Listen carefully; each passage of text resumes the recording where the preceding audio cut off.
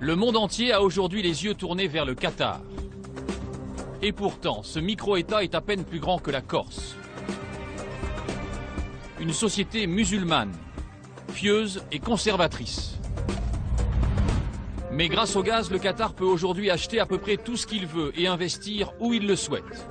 L'émirat est présent partout dans l'arène diplomatique, sur la scène médiatique, dans la sphère économique. Le Qatar se donne les moyens de ses ambitions. Elles sont sans limite. Et voici pourquoi. Au Qatar, l'argent coule à flot. Le niveau de vie est le plus élevé au monde, 2 fois supérieur à celui des Français. L'éducation, la santé, l'eau, l'électricité sont gratuits. En prime, pas d'impôts. Ici, il n'y a pas eu de printemps arabe. Il n'y a pas de famille qatarienne pauvre ici. Nous appartenons tous à la classe moyenne ou à la bourgeoisie. Personne ne galère ici. Grâce au pactole du gaz, le pays multiplie les chantiers et il change de visage. Les projets s'enchaînent, un marché colossal qui attire entreprises et particuliers. Et les Français sont bien représentés. Il y a des projets qui sont élaborés jusqu'à 2030, donc ça fait quand même une belle marge. Et les Français sont toujours les bienvenus quand ils peuvent apporter quelque chose au développement du pays. Mais le Qatar ne veut pas rester un simple producteur de matières premières. Il veut se transformer en une société de la connaissance arabe et moderne. De grandes universités et des scientifiques célèbres ont déjà choisi de s'installer à Doha. Nous devons construire notre future économie, conduite par les sciences et les cerveaux. Le Qatar multiplie les investissements à l'étranger car il anticipe la fin de l'argent du gaz. La France n'est pas le seul pays à susciter l'appétit du Qatar. La Grande-Bretagne, l'ancienne puissance coloniale, est la première cible. Mais les terres agricoles intéressent aussi le Qatar pour assurer son futur alimentaire. Nous irons en Australie où les achats de terres inquiètent. Ce qui m'inquiète, c'est la vitesse à laquelle ça se passe. Et aussi, je ne pense pas qu'un gouvernement étranger devrait avoir le droit d'acheter des terres comme ça, sans que personne ne le sache. Avec Al Jazeera, le Qatar possède un porte-voix de première classe. L'émirat est petit, mais il sait se faire entendre. En moins de 20 ans, Al Jazeera est devenu un acteur incontournable et controversé dans le monde arabe. L'autre arme médiatique, c'est le sport. Après avoir gagné l'organisation des Coupes du Monde de handball et de football, le Qatar vise les Jeux Olympiques. Et l'hypothèse n'a rien de farfelu. En seulement quelques années, le Qatar s'est imposé au point que cet activisme tous azimuts commence à indisposer. Dans tous les milieux économiques, diplomatiques, sportifs ou culturels, une même question se pose. À quoi joue le Qatar? Voici le 38e numéro d'Un œil sur la planète. Ce qui est important, c'est de regarder la planète, de la regarder bien.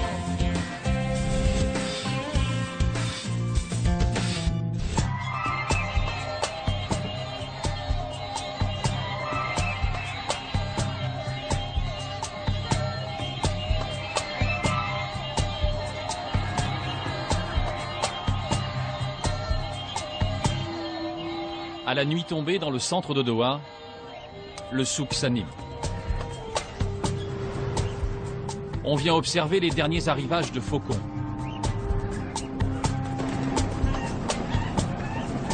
Ici, c'est l'oiseau symbole de puissance, qui peut se négocier plusieurs dizaines de milliers d'euros. On vient aussi acheter des épices, des produits de beauté, des tapis. Un petit côté Tintin au pays de l'or noir, mais l'image est trompeuse. Cela fait très longtemps que les Qatariens ne se contentent plus des marchandises du souk. Ici, le sport national, c'est le shopping. Le salaire moyen, écoutez bien, est de 8 500 € par mois. C'est un record mondial. Alors nous avons voulu savoir comment l'on vivait dans un pays aussi riche et dans un pays où il n'y a pas de chômage. 90% des Qatariens sont des employés de l'État. Estelle Youssoufa et Christophe Aubert ont suivi le quotidien de 2 familles ici à Doha. Regardez.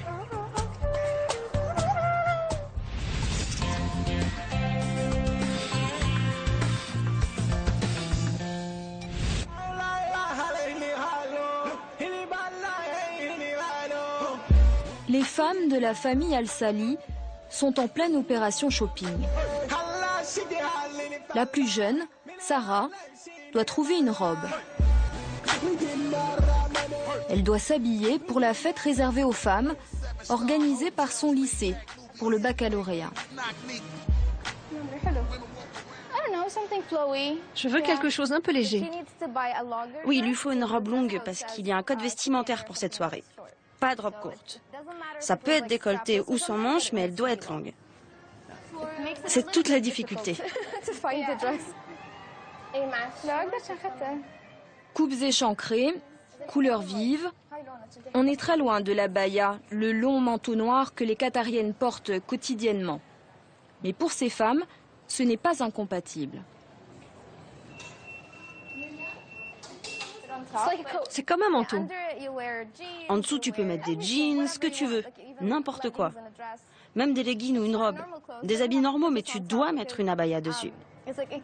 Les règles de l'islam exigent que tu couvres ton corps quand tu quittes ta maison. Après le 11 septembre, les gens ont changé de regard sur les musulmans, pas seulement sur les femmes arabes. Ils nous regardent et pensent que nous sommes masqués, opprimés, qu'on essaye de nous faire taire, de nous emprisonner. Je pense que l'abaya te libère. Tu peux même te balader en pyjama pour aller à l'école ou au boulot. Personne n'en saura rien puisque tu as une abaya dessus. La famille vit dans un quartier cossu de Doha. Le père a fait fortune dans la construction et sa première épouse, Oumali, s'occupe de ses 5 enfants. Ancienne professeure de biologie, elle met un point d'honneur à ce que ses filles soient indépendantes et éduquées. Elle n'oublie pas pour autant leur avenir qui passera nécessairement par le mariage. Pas d'union arrangée entre cousins comme c'est l'habitude au Qatar. Ces filles auront le choix. Je ne vais pas les forcer. Plusieurs hommes sont venus demander la main de Mariam, mais nous n'allons pas l'obliger à se marier. Ce sera son choix. Et puis, nous devons connaître le jeune homme. On va se renseigner sur lui, sa famille, ses manières, son travail. On va rassembler des informations sur lui. Il peut ne pas être à la hauteur de ma fille. Ils ne vont pas me forcer à épouser quelqu'un dont je ne veux pas. Et puis ils comprennent qu'actuellement dans ma vie, je veux me concentrer sur ma carrière. Je veux obtenir une maîtrise et un doctorat. Ensuite, je penserai à me marier. Le mariage n'est pas ma priorité pour le moment. Comme de plus en plus de Qatariennes, Mariam travaille. Massivement scolarisée et de plus en plus diplômée, les femmes prennent peu à peu leur place sur le marché du travail. Et ce, malgré des traditions religieuses très strictes quant à la mixité. Les ambitions du pays exigent que tous les Qatariens participent à l'effort. C'est une révolution tranquille, mais un bouleversement profond des habitudes. Les citoyens du Qatar sont parmi les plus riches du monde. Ici, pas de printemps arabe malgré l'absence de pluralisme politique. Dans leur écrasante majorité, les Qatariens se déclarent satisfaits du pouvoir en place, et pour cause. L'éducation est gratuite pour nous. Les soins de santé, l'électricité, l'eau, tout est gratuit. Le gouvernement nous pousse à l'excellence, à ce qu'il y a de mieux pour le pays. On nous donne d'excellents salaires, nous sommes prioritaires pour les meilleurs postes. Le gouvernement se bat pour qu'aucun Qatarien ne soit au chômage, qu'on ait une bonne éducation, un emploi solide. Il ne veut pas qu'on se soucie du quotidien. Le gouvernement est là pour prendre soin de nous. Il n'y a pas de famille qatarienne pauvre ici. Nous appartenons tous à la classe moyenne ou à la bourgeoisie. Personne ne galère ici.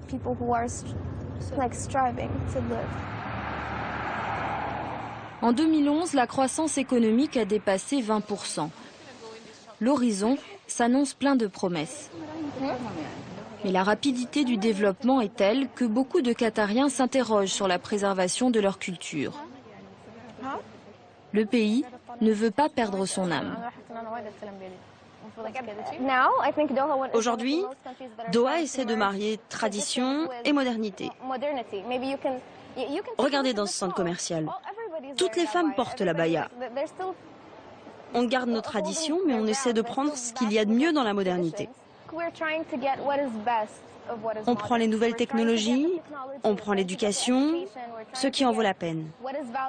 Mais rien qui vienne contredire nos traditions. Parce que la tradition n'est pas un mal.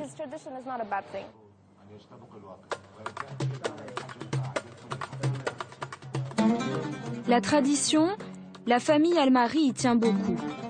Chaque vendredi se déroule selon un rituel immuable. Après la prière, les hommes se retrouvent dans le majlis, le salon qui leur est réservé.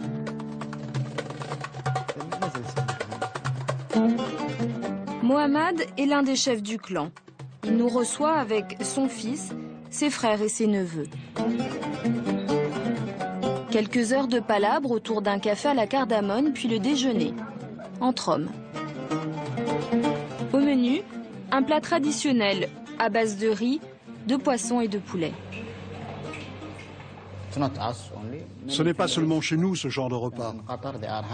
Toutes les familles qatariennes font ainsi. Et j'espère que ça ne disparaîtra pas avec la modernisation.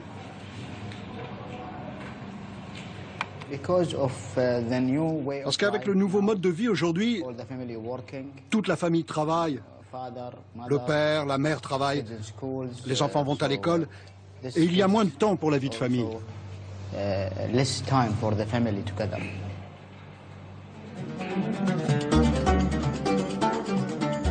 Mohamed nous emmène dans la partie privée de la maison, celle qui est réservée aux femmes. Par une succession de passages, le gynécée est strictement séparé du salon des hommes.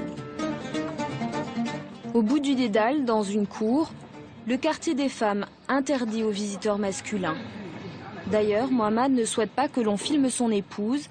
Il est conservateur et estime que les règles de la décence imposent des limites. Mais il nous montre fièrement ses enfants. Leur agilité sur les écrans ne cesse de l'impressionner.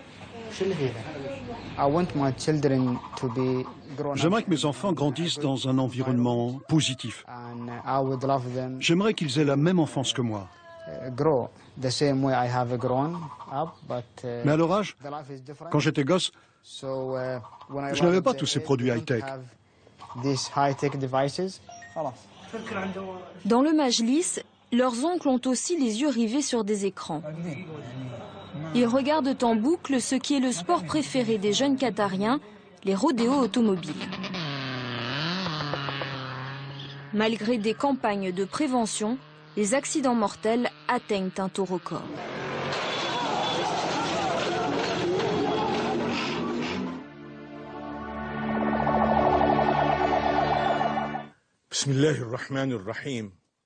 Au nom de Dieu le miséricordieux, j'appelle la jeunesse du Qatar à éviter les comportements irresponsables et la folie de la vitesse qui mènent à la destruction de soi et des autres.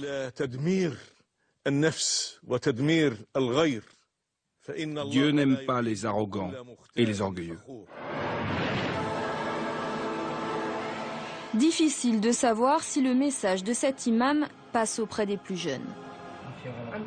L'un des fils Al-Mahri a déjà réduit en morceaux de voiture, l'autre a perdu 4 de ses amis dans un accident. Mais la fascination reste intacte. Dans une société d'abondance et d'ennui, ce sport de l'extrême reste l'exutoire préféré des plus jeunes.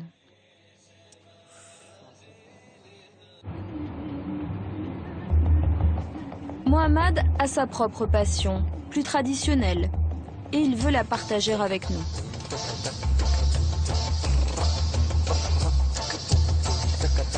Pour cela, il nous emmène loin de Doha, dans le désert.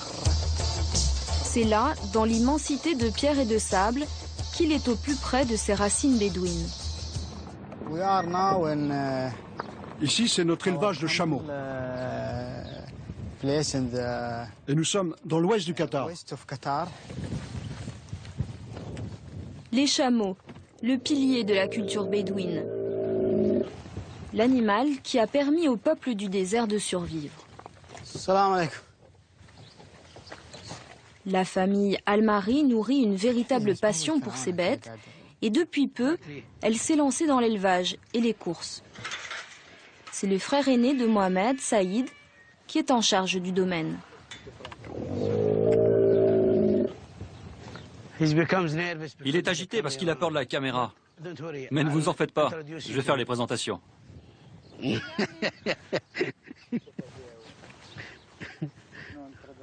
En fait, ces animaux coûtent très cher. Et certains de nos chameaux sont soudanais. On les a importés, comme celui-ci, celui-ci aussi. Et puis d'autres viennent d'Oman. Chaque animal vaut plusieurs centaines de milliers d'euros et parfois des millions quand il gagne des courses. L'élevage est une affaire de gros sous. Ces femelles sont enceintes. Elles ont toutes été engrossées par le mâle qui est ici.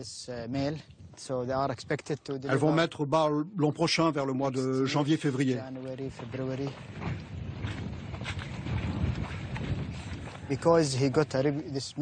Parce que ce mâle a une bonne réputation, qu'il est rapide et qu'il a gagné des courses, on espère que ce sera un beau pédigré. Rien n'est trop beau pour ces précieuses bêtes. Le fourrage est importé spécialement d'Australie. Mais la sélection est stricte. Les chamelons, il faut voir leur performance sur des toutes petites courses locales. S'ils obtiennent des résultats, s'ils sont rapides, on les qualifie et on investit sur eux. Sinon, s'ils ne sont pas bons, bien on les mange. Ou on les revend, ou encore on les utilise pour l'élevage. Quel que soit leur sort, ces chameaux font l'objet d'une sincère admiration.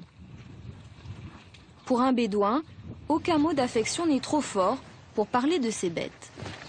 Ah, on s'aime beaucoup. Ah, c'est mon amour. Elle est très vieille, mais quand elle était jeune, elle était comme Marilyn. Monroe.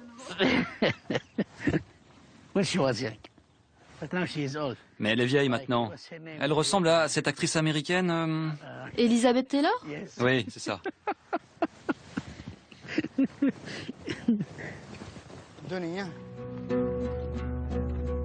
Le clan veille à ce que les plus jeunes partagent cette passion et s'enracinent eux aussi dans l'héritage millénaire des Bédouins.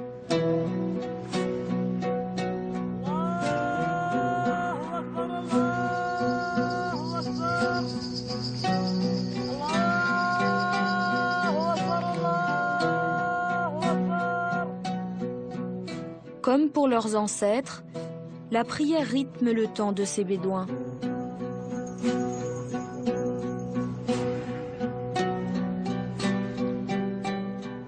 Rien ne semble avoir bougé depuis des siècles, même si le campement bénéficie aujourd'hui de l'électricité et d'Internet. Dans le désert, la tradition est encore vivante, les règles de l'hospitalité bédouine toujours respectées. Le temps est comme suspendu. Les discussions vont se prolonger tard, dans la nuit.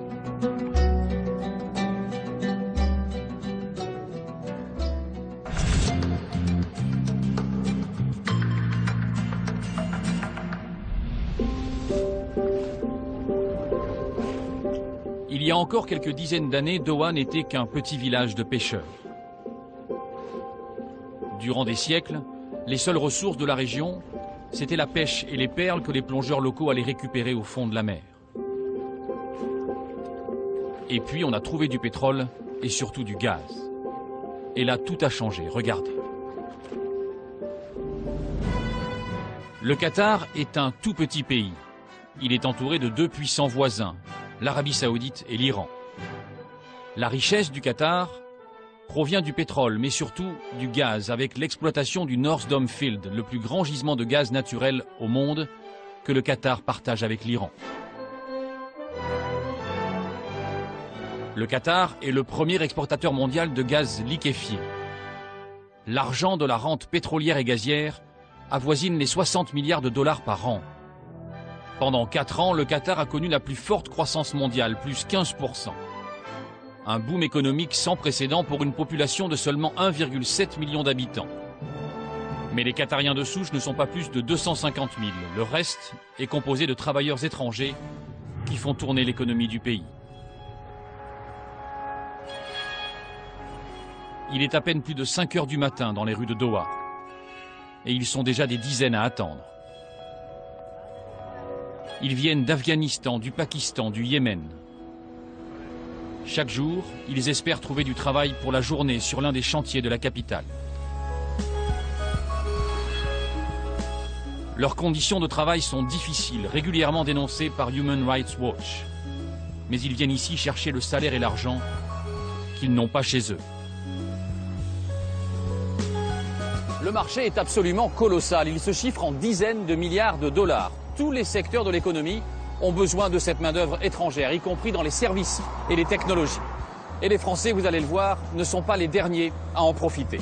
Reportage de Frédéric Crotta et Bruno Giraudon.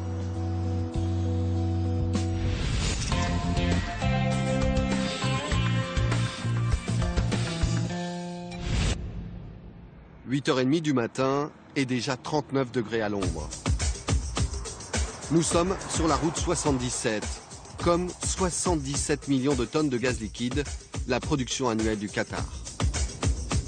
Comme tous les matins, Khaled Kouki, ce cadre français, se rend à Ras Laffan, une zone désertique, ultra protégée, ultra sécurisée, aussi grande que Paris. On n'y entre qu'après avoir franchi plusieurs checkpoints. Une sécurité à la mesure de l'importance du site.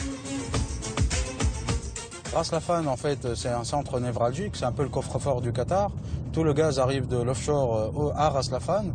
Ensuite, soit il est consommé localement, soit il est expédié un peu partout dans le monde. Ça part du Japon jusqu'aux États-Unis, donc on couvre à peu près toute la planète. Bienvenue dans un monde de démesure. Sur des dizaines de kilomètres, s'étend le plus grand centre mondial de transformation de gaz naturel en gaz liquide. Une vraie mine d'or. De cette ressource, le Qatar tire l'essentiel de sa richesse et de sa puissance. La société Qatar Gaz exploite les gisements avec l'aide de partenaires étrangers dont le groupe Total. Le groupe français, présent ici depuis 1938 dans le domaine du pétrole, est aujourd'hui un acteur incontournable. Une bonne partie de ces installations ultramodernes a été conçue avec de la technologie française. Il y a une contribution française assez forte, Total comme actionnaire technique dans l'engineering. Et donc ça c'est vraiment le dernier cri, quoi. Ça c'est le dernier cri et ça le restera pendant certainement très longtemps puisque on est les seuls à avoir ces trains aujourd'hui dans le monde.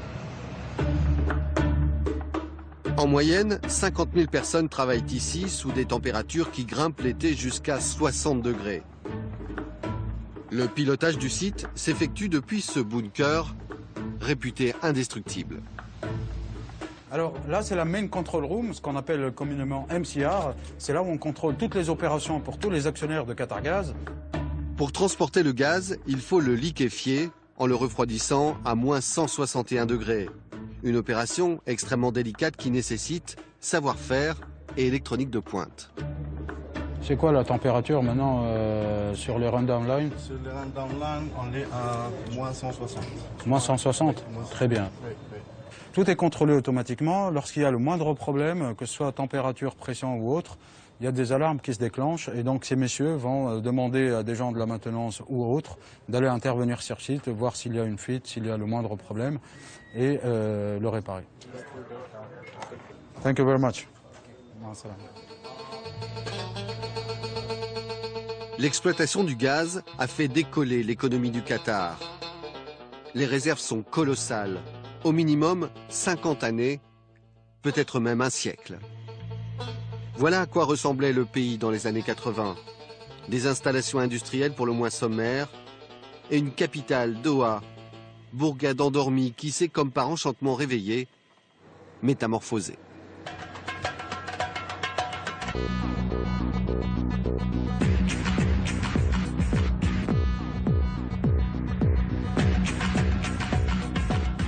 Il fait figure de pionnier. Patrice est arrivé ici comme coiffeur personnel du père de l'émir. Il a parfois du mal à reconnaître le pays qu'il a découvert il y a 27 ans. C'était lunaire. Les Américains disent qu'ils sont allés sur la Lune. Moi, j'y ai vécu parce que c'était vraiment lunaire, il n'y avait rien. Ça, c'est une ville, voilà. Qui va jusque, je sais pas, ça doit faire 20-30 km de long. Quand je suis arrivé en 1985, j'ai passé 12 ans où il se passait quasiment rien, quoi. Il n'y avait rien qui se passait. Et quand il y avait deux voitures devant nous au rond-point, on imaginait que c'était un gros embouteillage. Et puis d'un seul coup, ça a basculé. On a parlé du gaz, du développement du gaz. Et là, ils sont partis dans un développement du Qatar qui était vraiment faramineux. Patrice a su tirer profit lui aussi de ce boom exceptionnel. Il s'apprête à ouvrir dans ce futur centre commercial d'Alcor un nouveau salon de coiffure, son 5e. Après des débuts modestes, Patrice a réussi à imposer sa marque. Il se sent d'attaque pour la développer et ouvrir d'autres salons dans tout le pays. Hi, Ram. How you doing? Ce matin, réunion de chantier avec son décorateur, un Espagnol qui a fui la crise de son pays. I don't want to be too bright because the people, when they sit here, you know, it's not pleasant. Votre objectif, c'est combien d'ouverture de salon? Moi, je m'étais donné 10. Quelqu'un m'a dit pourquoi pas 20. Voilà, quoi. La limite, c'est le ciel. Hein. Apparemment, Patrice gère son business comme il l'entend. Mais comme tous les expatriés implantés ici, il est obligé non seulement d'avoir un associé qatari, mais en plus de lui donner la majorité des parts de l'entreprise et des dividendes. C'est 51% pour eux, 49% pour nous. S'associer comme ça avec un majoritaire, s'il veut interférer dans votre domaine, s'il n'est pas compétent, ça peut poser des problèmes. Par contre, ça peut être complémentaire, parce qu'en termes d'investissement, en termes de relationnel, etc., ça peut être important. Moi, j'ai un sponsor avec qui ça se passe très bien, on se rencontre régulièrement, mais c'est plus pour discuter comme ça. Il ne s'intéresse pas du tout à ce que je fais, donc j'ai le sentiment d'être libre.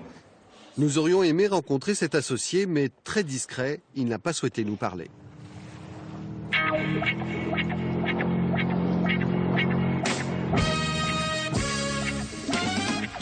Contraint de renouveler chaque année son visa de travail, Patrice a tout de même la sensation d'être chez lui. Bah, ça fait moins chaud qu'hier, hein, quand même. Un cadre de vie luxueux, du soleil toute l'année, c'est à Pearl qu'il a élu domicile. Une gigantesque marina artificielle, un des rares endroits où les étrangers peuvent investir dans l'immobilier. Toute cette partie-là, c'était que le désert. Tout cet endroit où il y a les tours, l'île qui est construite, c'était sur la plage. Avant, on promenait notre chien ici. Donc c'était des grandes plages avec pas beaucoup d'eau, hein. Il y avait 20-30 cm d'eau, mais ils ont construit directement sur la mer. Et là, au milieu, doit y avoir un hôtel Four Seasons qui doit ouvrir dans peut-être 2 ans, 3 ans, suivant le cas. Non, c'est vraiment très très sympa comme concept. Maintenant, il faudrait qu'ils le terminent parce que ça fait 10 ans. Ils ont un peu de retard, et beaucoup de retard même. Et ça serait bien qu'ils l'achèvent parce que ça a vraiment une valeur quand ce sera achevé, quoi. Et c'est vrai que le Qatar donne l'impression d'être un pays en chantier permanent. Les investissements sont colossaux. Le Qatar veut pour l'ensemble de son économie une transformation radicale à l'horizon 2030. Un bond en avant et le plus rapidement possible. La course au développement est lancée et tout le monde veut sa part du gâteau. Le contrat du siècle, c'est une entreprise française qui l'a décroché. 1 milliard d'euros pour la construction de ces 9 tours qui abriteront le siège social de Qatar Petroleum, livraison prévue en 2014. Un travail de titan. La surface au plancher, c'est l'équivalent d'un tiers du quartier de la Défense. 450 000 m3 de béton, 5000 km de câbles électriques, des records battus, dont celui de la plus grande surface de façade. Là, on est sur la tour 3, donc on a reçu dernièrement les tuiles terracotta qu'on vient de poser. Un bel immeuble normal, on parle de 20 à 25 000 m², et c'est déjà un gros immeuble en façade. Et là, c'est combien? Le tout cumulé, on a 330 000 m² de façade. Ça représente peut-être le plus gros chantier au monde qu'il y ait jamais eu en façade. Parce que c'est tout simplement énorme. Tout ça va s'étaler sur environ un an de travaux, 10 mois, un an de travaux. Le grand patron de ce projet en est convaincu, on ne vit pas cela 2 fois dans une carrière. La bonne tenue des travaux et des délais est capitale. Là, on monte au 37. Sur ce marché, Bouygues doit faire ses preuves au même titre que les autres. Tous les géants mondiaux du BTP, coréens, chinois ou allemands, se livrent une concurrence farouche. On espère que ce projet devienne la porte d'entrée, la grande porte d'entrée de Bouygues au Qatar, et nous donne une image de marque qui, bien sûr, nous permettra de décrocher beaucoup d'autres projets, tout aussi gros, sinon plus. L'objectif, c'est d'être retenu pour les chantiers de la Coupe du Monde de football en 2022. Le Qatar envisage pour cela de faire venir 1 million de travailleurs supplémentaires. On évoque des chiffres allant jusqu'à 150 milliards de dollars dans les 5-6 ans à venir. Il est certain qu'il faut toute la main-d'œuvre nécessaire, donc 1 million de personnes supplémentaires, ça peut atteindre ce chiffre-là. Un bouleversement de plus pour le pays. Les immigrés représentent déjà 85% des habitants. Sans leur force de travail, rien ne serait possible. Vous venez d'où? Bangladesh. Ça se passe bien ici? Oui, oui. Ça fait combien de temps que vous travaillez ici? Ça fait 18 mois. Moi, je suis népalais. De Katmandou? Ouais, de Katmandou. Et ça fait combien de temps que vous êtes là? 26 mois. Ils sont arrivés d'Inde, de Chine, du Népal, du Pakistan, d'Iran ou encore des Philippines. Ils travaillent en moyenne 6 jours sur 7, 10 heures par jour, pour un salaire qui oscille entre 200 et 500 euros par mois en fonction de leur qualification. Ils sont logés dans des lotissements à l'extérieur des villes, et même s'ils sont indispensables au développement, leur nombre commence à inquiéter les autorités. Alors Doha entend désormais réglementer le monde du travail, y compris pour les métiers les plus qualifiés. Razek et Valérie, installés ici depuis 6 ans, en font l'expérience. Lui travaille pour un grand opérateur de téléphonie, elle pour un organisme financier gouvernemental. Tous deux sont salariés. Avec le temps, l'envie de monter une société s'est faite pressante, mais au Qatar, ce n'est pas si simple. On a envie d'essayer autre chose. On est venu quelques années, on savait à quoi s'attendre en étant salarié, c'est-à-dire une vie assez agréable quand on a 3 enfants, d'aller fréquemment à la plage, dans le désert, d'avoir une très bonne école, et puis un contexte agréable pour travailler. Mais là, comme on a envie de monter notre propre boîte, on a envie de passer à autre chose, parce que c'est plus compliqué quand même quand on franchit ce pas-là ici. Ils voudraient se lancer dans le consulting, dans le domaine des télécoms. Mais une loi récente leur impose de trouver un sponsor, lui aussi spécialiste de la téléphonie. Trop risqué selon Razek, car après avoir apporté son savoir-faire, il pourrait très bien être remplacé au profit d'un Qatarien. Leur objectif clair, c'est d'apprendre le maximum en payant le moins possible. Pas toujours, mais souvent. Et 2, à remplacer le moment venu, d'une façon brutale souvent, la compétence ou la ressource étrangère par une ressource locale. L'installation de l'expatrié, pour eux, n'est plus à l'ordre du jour. Et c'est un peu ça qu'on a compris à travers les années, à travers une stratégie qui est graduellement mise en place pour, quelque part, soit dégoûter certains pour les faire partir, soit simplement de leur dire, de leur faire comprendre que, quelque part, vous êtes effectivement des immigrés, vous êtes des étrangers, et que le pays, il offre ses ressources, d'abord aux locaux, ce qui est normal, et ensuite aux expatriés. Il y a ce sponsorship qui nous convient pas. Après, il y a d'autres personnes qui montent des boîtes ici qui sont très contentes. Mais ça dépend Nous, on veut à 100% être patron de ce qu'on fait. Et c'est pas possible. C'est pas possible. En attendant de se lancer, ici ou ailleurs, Valérie continue d'enregistrer ses chroniques à la radio. Salam alaikum. L'influence française est importante. Les autorités qataries ont lancé l'an passé, en collaboration avec RFI, Oryx, une station à destination de la communauté francophone. Le classement est bien sûr d'inciter à une émulation positive pour améliorer le quotidien. Libanais, Tunisiens, Marocains, Égyptiens, Québécois et Français, 100 000 personnes environ. Au Qatar, la culture française a une place à part. Les relations entre les deux pays sont très anciennes. L'un des fils de l'émir a fait Saint-Cyr. Quant au procureur du Qatar, il a fréquenté l'université de Clermont-Ferrand. C'est d'ailleurs lui qui a payé la construction de cette école très réputée, où tout l'enseignement se fait en français. Un autre établissement de ce type est déjà construit, un troisième est en projet. Alors ça, c'est notre Manhattan à nous. Au Qatar, il est impossible pour l'instant d'être son propre patron. Mais ce pays offre aux immigrés de luxe, comme ils se définissent eux-mêmes, des conditions de vie satisfaisantes. Voilà, bah, tu peux pas être au plus près, hein. Selon Patrice, le propriétaire des salons de coiffure, l'organisation par le Qatar de la Coupe du Monde de football en 2022 permet d'être optimiste. Il y a des projets qui sont élaborés jusqu'à 2030, donc ça fait quand même une belle marge. Et les Français sont toujours les bienvenus quand ils peuvent apporter quelque chose au développement du pays. Ouais. Pour quelques années encore, le Qatar gardera l'apparence d'un véritable Eldorado.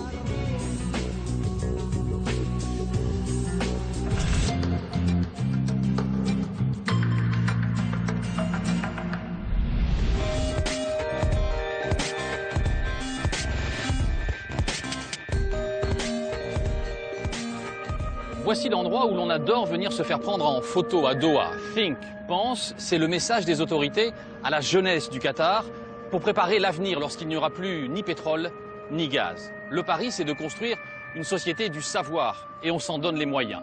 Les écoles, les centres de recherche, les universités les plus prestigieuses à travers le monde sont invités à venir s'installer ici, moyennant finance. Et vous allez le voir, les résultats sont spectaculaires. Le reportage est signé Estelle Youssoufa et Christophe Aubert.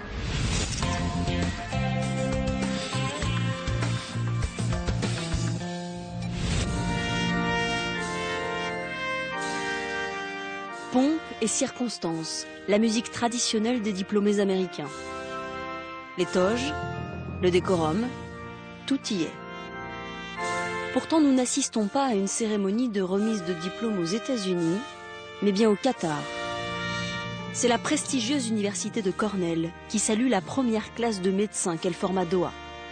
Les diplômes sont américains, mais les cours se tiennent dans l'Émirat et accueillent des élèves du monde entier.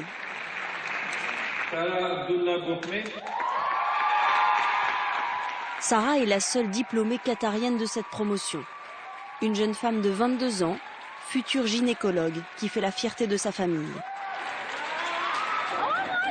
Oh mon Dieu, tu as réussi! Docteur Sarah, félicitations! Nous sommes si fiers! Tout le clan est venu pour féliciter Sarah. Elle est le premier médecin de sa famille. Et en plus, c'est une femme. Je suis tellement fière de toi! Le grand-père est très ému. Une telle réussite était impensable il y a encore peu de temps. Les étudiants qatariens devaient aller étudier à l'étranger. Une opportunité réservée en général aux garçons. Mais le parcours de Sarah reste encore une exception. Je montre l'exemple pour les plus jeunes qui ont peur ou qui n'ont pas la chance d'avoir des parents aussi encourageants que les miens. Très honnêtement, être la seule qatarienne m'attriste parce que je vois tellement de potentiel dans notre jeunesse. Beaucoup de jeunes ont des capacités, mais ils se brident à cause de la pression sociale ou de leur propre peur. Les études de Sarah n'ont rien coûté à ses parents. Elles ont été prises en charge par la Qatar Foundation, un organisme intégralement financé par l'Émirat. Au Qatar, l'éducation est devenue un secteur prioritaire. Nous n'avons pas d'autre option. Mon père était pêcheur de perles. Il y a une cinquantaine d'années, il plongeait dans les profondeurs. pour aller chercher des perles. Ils n'avaient pas le choix, plonger ou mourir de faim. Et aujourd'hui, c'est la même chose. Nous devons plonger dans ce que la Qatar Foundation nous offre et ramener les perles de l'éducation et des sciences pour survivre et rejoindre le reste du monde.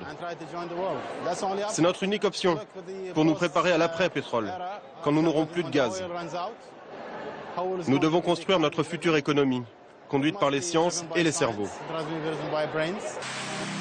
Anticipant la disparition de ces hydrocarbures, le Qatar a décidé de miser sur l'éducation, avec un seul mot d'ordre, l'excellence. La volonté de l'émirat est de devenir la capitale universitaire du Golfe arabo-persique.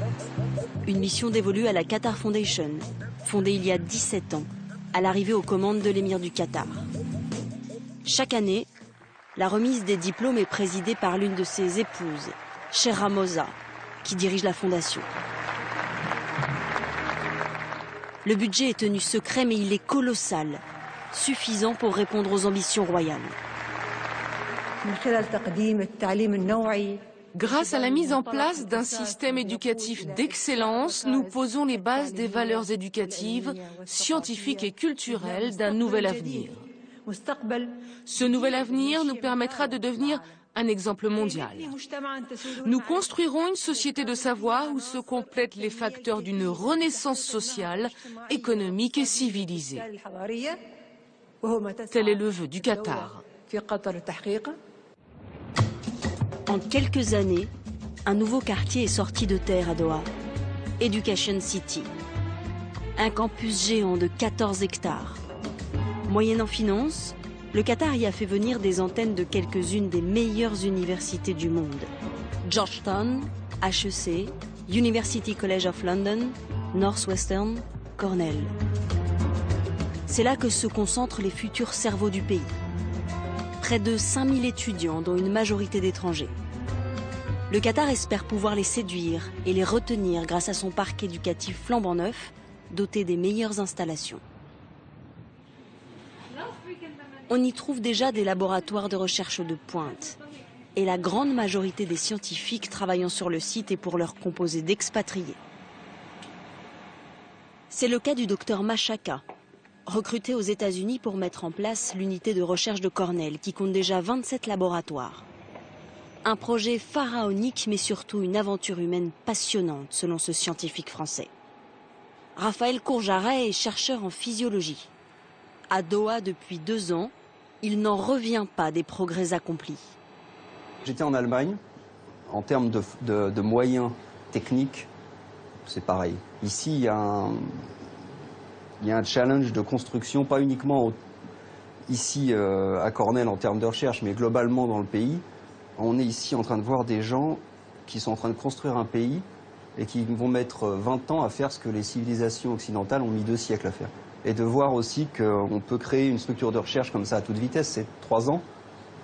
L'étage au-dessus, je ne sais pas si vous l'avez vu, il y a 1 an, c'était une dalle de béton, il n'y avait rien dessus. Maya, comment vas-tu? Quoi de neuf? Et sur quoi travailles-tu? La venue de chercheurs s'inscrit dans un plan stratégique pour créer de la richesse intellectuelle au Qatar d'ici 2030. Pour réaliser ses ambitions, le Qatar mise sur la recherche et le développement. 3,5 milliards de dollars dépensés chaque année pour avancer au pas de charge. Au niveau de la recherche, ils ont créé une agence de financement pour la recherche fondamentale. La recherche va déposer des brevets, générer du savoir-faire qui sera commercialisé dans le Qatar Science Technology Park. Ainsi, la boucle est bouclée. On crée de la matière grise, des emplois et de la richesse pour le pays. Et c'est ainsi que l'on construit une économie basée sur le savoir. Le Qatar se place déjà à l'avant-garde médicale dans un secteur très spécifique, celui des cellules souches. La science avance vite dans ce domaine et les perspectives thérapeutiques sont considérables. C'est une des autres missions de la Qatar Foundation. Améliorer l'état de santé des citoyens de l'Émirat. La société Virgin du Britannique Sir Richard Branson s'est vu confier la création d'une banque de cellules souches dans une région qui en manque cruellement. On répond à un besoin qui existe dans tout le monde arabe. besoin de cellules souches pour le traitement de leucémie, thalassémie ou anémie. La vision du Qatar est de devenir leader dans ce secteur en finançant les traitements cliniques et les initiatives de recherche qui vont à terme générer d'autres traitements et aider la population.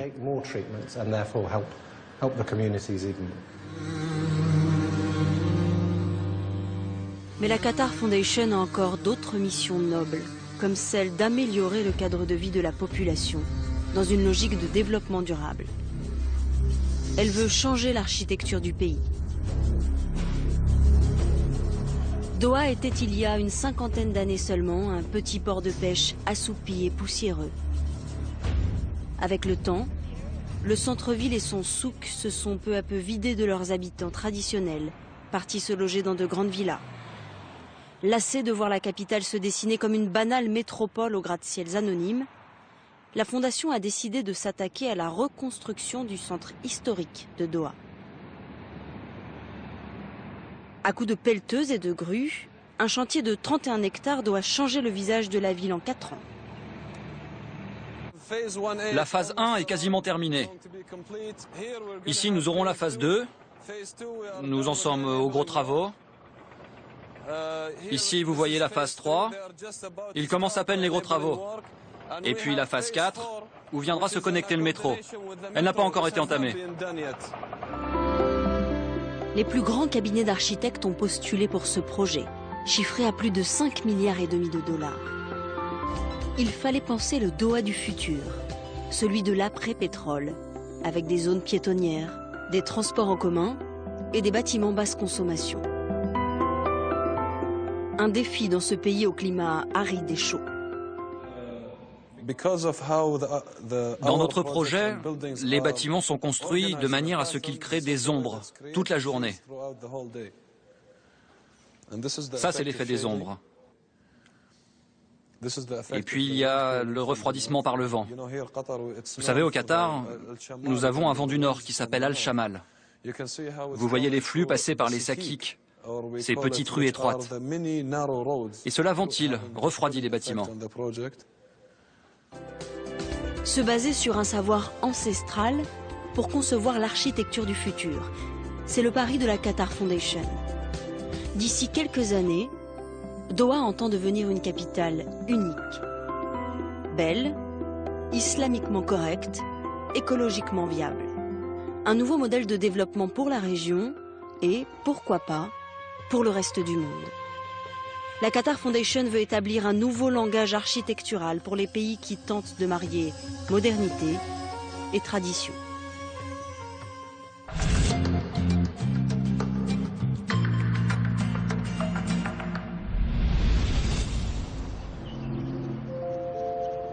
L'émirat du Qatar a demandé à l'architecte Pei, le père de la pyramide du Louvre, de lui construire un écrin pour rassembler ici les perles de l'art islamique.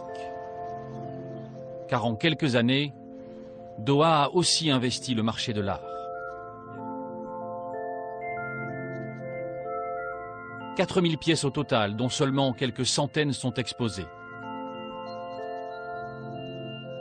Les experts ont sillonné la planète à l'affût des ventes aux enchères. Doha se rêve en capitale culturelle du monde arabe.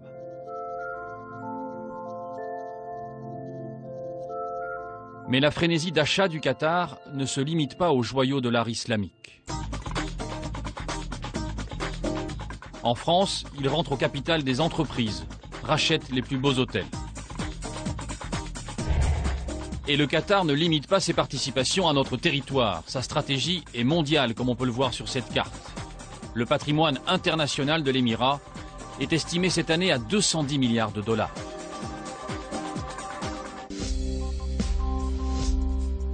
C'est ici, dans cet immeuble presque anonyme, avec cette simple plaque à l'entrée, que l'État du Qatar décide où et combien il choisit d'investir. Ce fonds d'investissement pèse 100 milliards de dollars.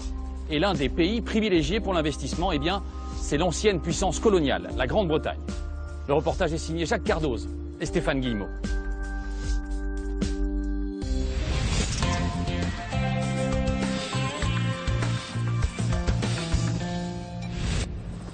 Le symbole d'une puissance. Le Shard, l'écharde ou le tesson de bouteille en français. La plus haute tour d'Europe. Sans doute fallait-il cela aux Qatariens pour se démarquer et inscrire leur nom au patrimoine des constructions gigantesques. Le Shard a ce site particulier qu'il est visible de partout dans la ville. Une empreinte, une signature à laquelle personne ne pourra plus échapper. Le soir de l'inauguration, la fête fut totale dans le ciel londonien. Les princes qatariens n'avaient pas lésiné sur les moyens.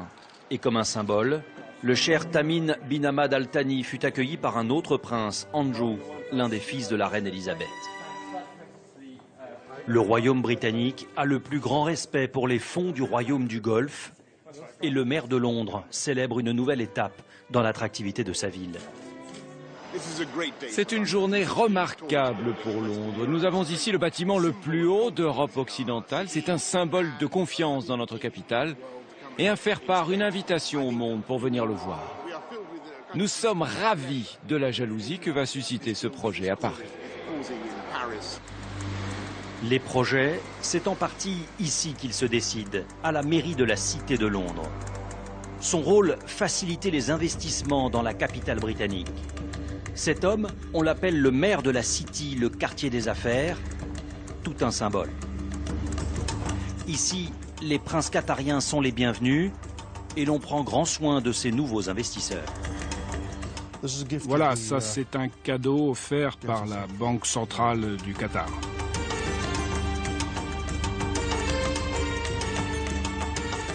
Des petits cadeaux, des marques de respect entre Qatariens et Britanniques, signe d'une bonne relation. Ici, on sait que les affaires se construisent dans la durée. Vous ne pouvez pas prendre un vol pour Doha et faire signer le contrat en descendant de l'avion. La confiance s'acquiert avec le temps. Et ça, c'est vraiment la différence entre la culture du monde arabe et celle du monde occidental.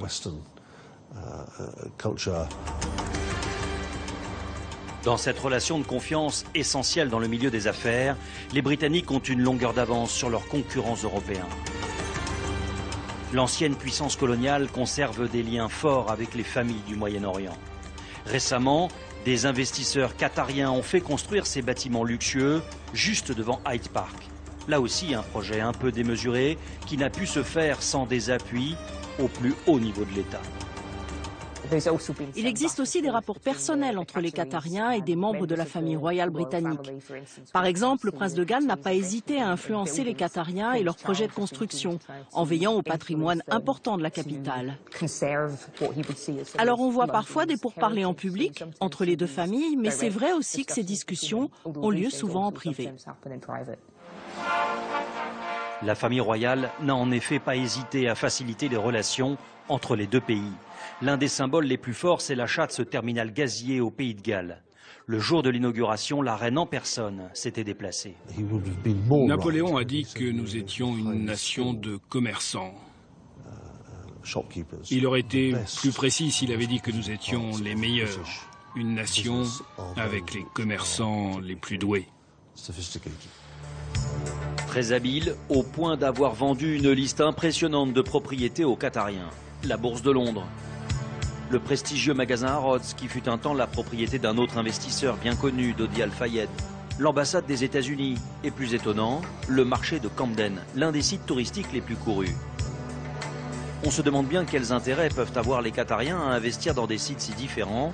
D'ailleurs ici, personne ne se doute que ce marché bien connu leur appartient. Je pense qu'ils peuvent faire beaucoup d'argent avec un marché comme ça. Donc c'est sûrement une bonne idée.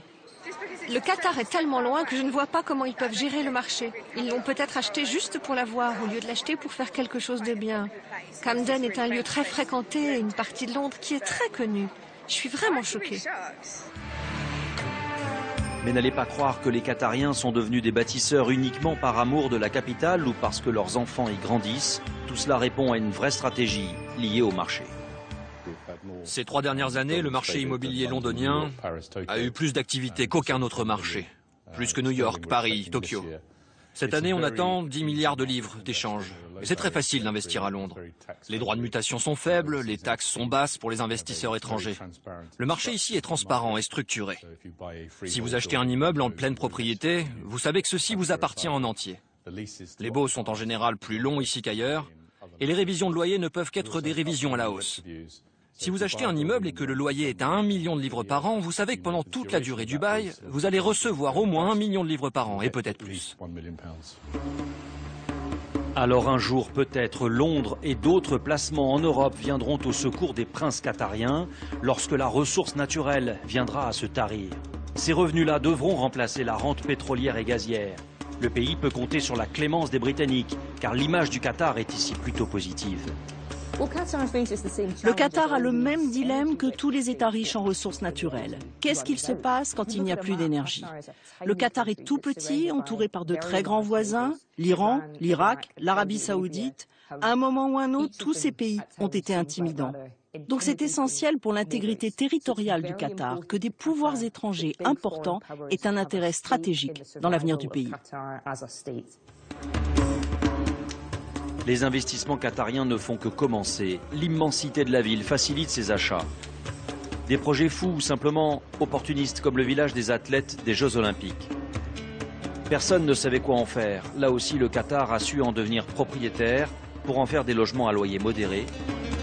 De quoi contribuer encore un peu plus à se forger une image positive au pays du commerce.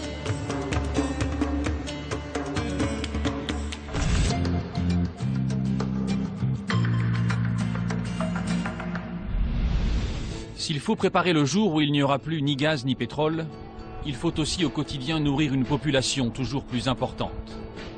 Ici, la terre n'est que du sable, l'eau est rare et pas grand-chose ne pousse. Et pourtant, des millions de dollars sont investis dans ces fermes, en plein désert.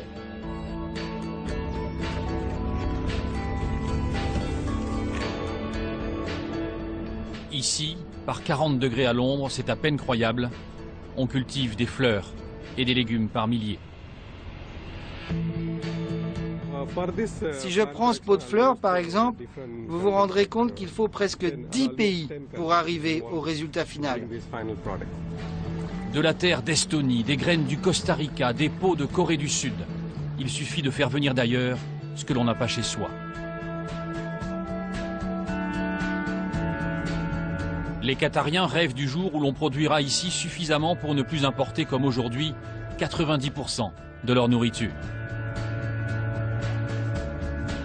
Et en attendant, eh bien, le Qatar va acheter à l'étranger ce qu'il n'a pas chez lui, des terres agricoles, en Asie, en Afrique, et vous allez le voir jusqu'en Australie, où des centaines de milliers d'hectares sont en train de changer de propriétaire. Le reportage est signé Hakim Abdelkalek et Cyril Paquier.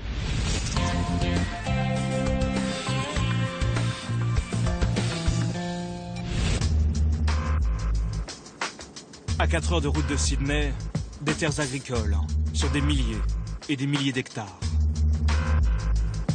Elles n'appartiennent plus à l'Australie. Elles sont désormais la propriété du Qatar. Des champs de blé, des cultures de colza, des pâturages pour les moutons.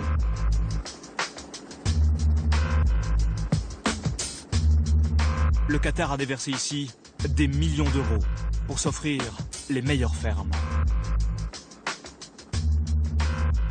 Notamment de Pines, 1200 hectares, achetés via une société appelée Assad, une compagnie mystérieuse. Elle a placé ici ses hommes, des salariés australiens. Et visiblement, ils n'ont pas l'intention de nous en dire plus. C'est assez sensible comme sujet. Vous devez demander à mon supérieur. Pourquoi c'est si sensible ? Si vous êtes là, vous voyez ce que je veux dire. Les investissements étrangers, etc. Que fait donc le Qatar en Australie? Pourquoi investir discrètement des centaines de millions d'euros dans ces terres agricoles, à plus de 12 000 km de son territoire? Nous pénétrons dans une autre propriété du groupe Assad, Canomodine, 7 000 hectares de terre.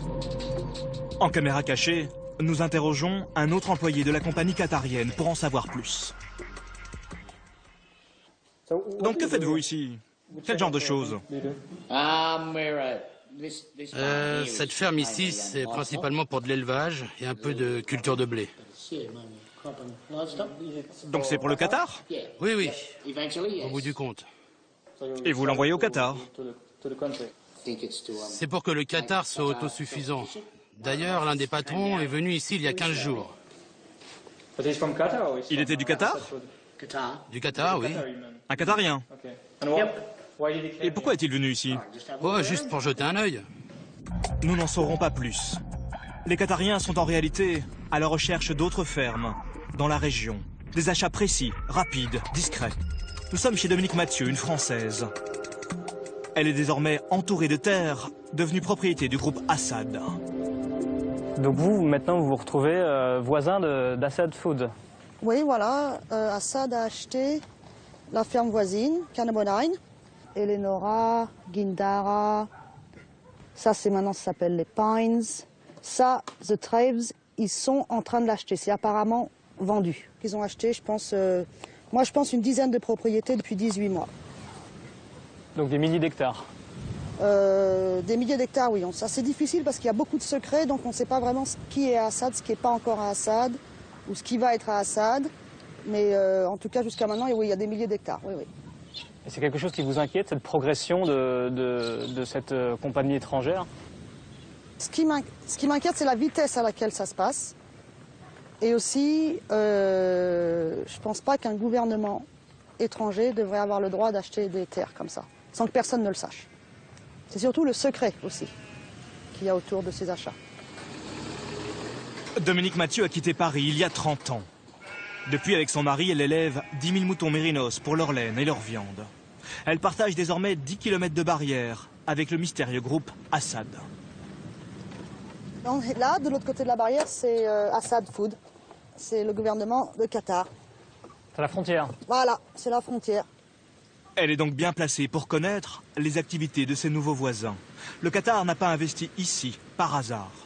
Parce que c'est des très bonnes terres pour produire des moutons. Ils peuvent probablement avoir 10 000 brebis, là, sur cette ferme. Probablement produire 12 000 agneaux par an, qu'ils vont exporter directement au Qatar. Ils envoient ça directement sur des bateaux vivants. Et c'est envoyé au Qatar pour nourrir leur population. Le Qatar achète donc des terres en Australie pour assurer son approvisionnement en nourriture. Un enjeu majeur du boom démographique. Ce qu'il n'a pas sur son territoire de grands espaces, le Qatar se l'offre donc ailleurs dans le monde. Et pour ça, le pays est prêt à sortir le carnet de chèques avec une méthode bien rodée. Pour approcher les fermiers, le groupe Assad emploie des intermédiaires, des agents immobiliers australiens. Ils n'ont pas souhaité répondre à nos questions. Confidentielles, nous explique-t-on.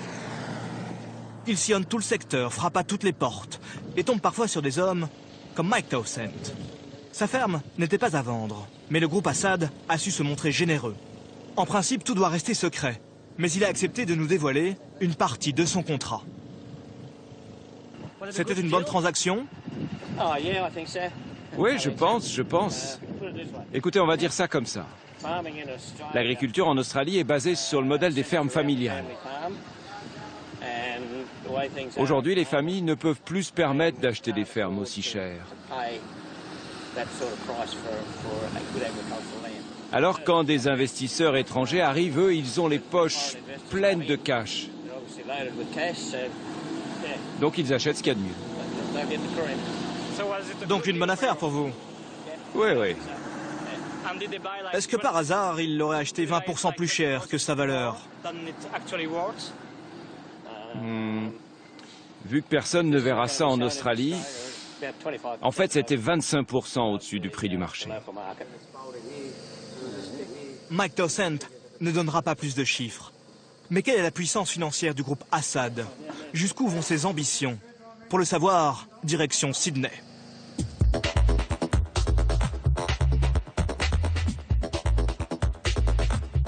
Non loin des plages de la plus grande ville du pays, se trouve, au cœur du quartier financier, le siège de la compagnie Assad. Le groupe ne communique presque jamais sur ses activités. Par mail, il a refusé de nous recevoir. Nous pénétrons dans l'immeuble avec une caméra cachée. Direction le 33e étage. Pour la première fois, le nom d'Assad apparaît clairement. Une secrétaire nous accueille.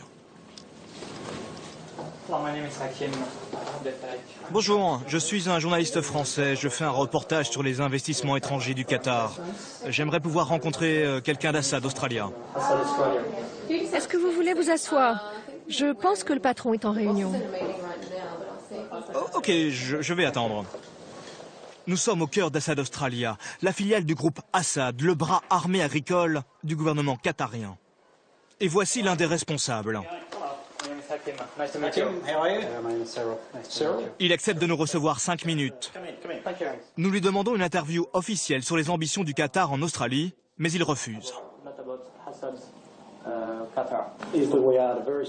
Nous sommes à une étape très sensible de plusieurs négociations. Alors si nous faisons des déclarations publiques, ça pourrait avoir des conséquences sur les décisions commerciales. Combien de personnes travaillent ici? Nous avons une équipe de 60 personnes ici en Australie, de l'État du Queensland à l'État du Victoria. Nous travaillons dans le blé et l'élevage. Est-il exact que vous voulez dépenser plus de 300 millions d'euros dans le futur? Oui, c'est exact. C'est ce qui a été publié. 300 millions d'euros de terre, dont une partie achetée récemment dans la région d'Ararat. Une ville où se trouve, et ce n'est évidemment pas un hasard, l'un des plus grands abattoirs halal du pays. 4000 moutons tués chaque jour, selon les rites musulmans. Et parmi les clients, le groupe Assad. Le Qatar a donc réussi à créer en Australie une filière intégrée de production de moutons, comme nous le confirme le directeur de l'abattoir. Ils les élèvent, ils les engraissent. Ils attendent qu'ils soient à la bonne taille pour pouvoir les vendre. Est-ce qu'ils viennent ici? Pas encore, pas encore. Mais ils en ont déjà amené du sud de l'Australie. Ici, ils ne sont pas encore prêts à être vendus. De quelle propriété? Je ne sais pas. Ils en ont tellement. Objectif du Qatar, produire 1/3 de son bétail et de son blé en Australie. Mais John Ward, à l'image de nombreux fermiers, commence sérieusement à s'inquiéter de l'arrivée massive des capitaux étrangers. Des investisseurs le courtisaient, mais il a préféré vendre moins cher ses terres à un jeune couple australien.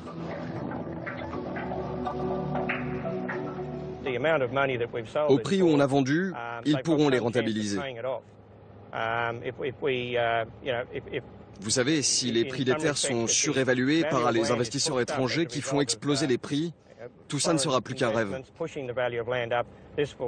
Il ne sera plus jamais possible pour des fermiers d'acheter ici, d'y construire leur maison et d'en faire une ferme familiale traditionnelle. John Ward est donc un fermier patriote. Pour lui, les investisseurs comme le Qatar menacent le modèle agricole australien et il dénonce le laisser-faire du gouvernement. C'est pas cher, c'est facile d'accès, il n'y a pas de règles. Tu peux faire ce que tu veux. Tu peux acheter des surfaces et pourquoi pas construire un camp militaire dessus. Mais à un moment, il faudra que le gouvernement australien se penche sur la question. Tout le monde le demande. Et si on ne l'obtient pas, nous devrons prendre cette décision en conscience. Non, je ne vendrai pas. Je vais garder ça pour mes petits-enfants. Le Qatar posséderait pour l'heure 250 000 hectares en Australie. Ici et là, la presse australienne relaye les inquiétudes des communautés rurales. Quelques titres conservateurs n'hésitent pas à parler d'invasion étrangère. Dan Tehan, sénateur de droite, évoque même un risque pour la souveraineté nationale. Il fustige l'absence d'informations sur les investissements étrangers. Du coup, une commission d'enquête a vu le jour au Sénat.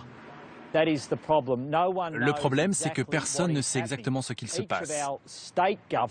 Chaque État est supposé faire un bilan, mais ils ne le font pas.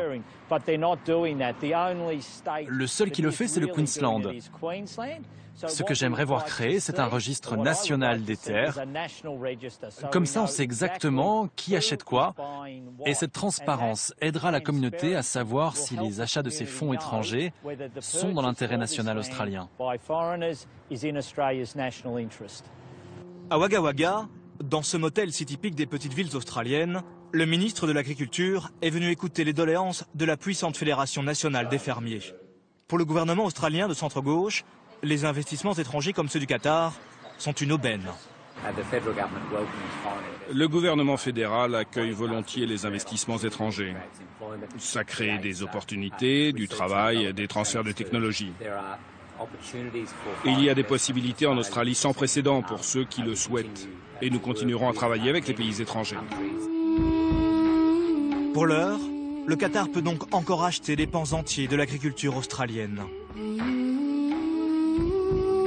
Le petit Émirat est également à la recherche de domaines en Europe de l'Est, en Afrique et en Asie.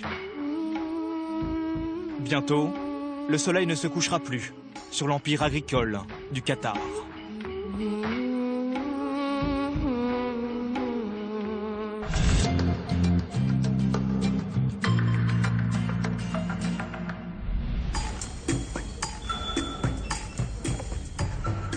Alors comment le Qatar choisit ses cibles lorsqu'il décide d'investir des milliards de dollars à l'étranger? Pourquoi racheter des terres, des hôtels de luxe? Pourquoi investir dans les banlieues françaises? Quels sont les critères politiques, religieux, économiques? Nous rencontrons à Doha Fahad Al-Attiyah. Le jeune président du programme de sécurité alimentaire est aussi l'une des valeurs montantes de l'Émirat. Des études en Angleterre et une vision assez précise de ce dont le Qatar a besoin. Comment choisissez-vous les pays dans lesquels vous décidez d'investir pour ensuite faire venir au Qatar ce dont vous avez besoin? Pour ce qui concerne l'agriculture, le premier critère, c'est est-ce qu'ils ont de l'eau, des ports pour le transport, la main-d'œuvre qualifiée, des terres fertiles, pour voir si les cultures seront viables. Enfin, des questions techniques. Après, on regarde sur un plan politique comment ces pays sont gouvernés.